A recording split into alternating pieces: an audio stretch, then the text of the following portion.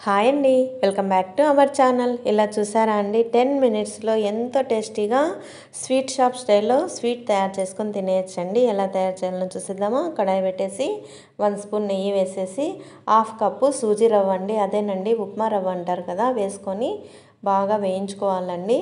1 cup పాలు తీసుకొని కాచిన పాలు ఇలా ఉండలు కట్టకుండా కొన్ని వేస్తూ కలుపుకోవాలా.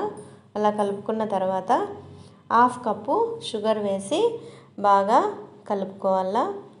చూడండి, అలా కలుపుకున్న తర్వాత ఇలాచీ పౌడర్ కొంచెం వేసేయాలా.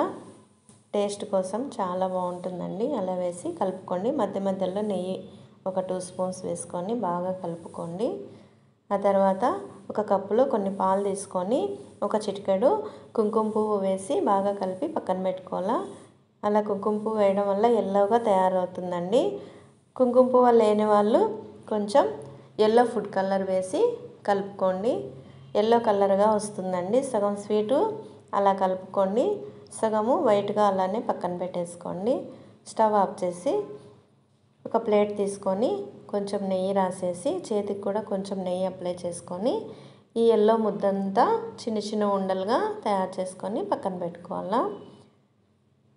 అలా అన్నీ తయారు చేసుకున్న తర్వాత వైట్గా ఉన్న స్వీట్ తీసుకొని కొంచెం తీసుకొని అప్పంలాగా ఇలా ఒత్తుకోవాలండి. కొంచెం వెడల్పుగా ఒత్తుకొని మధ్యలో స్టఫింగ్ లాగా ఎల్లో స్వీట్ పెట్టేసి లడ్డులాగా చుట్టుకోవాలండి. అలా ప్రెస్ చేసుకుంటే లడ్డులాగా తయారవుతుంది.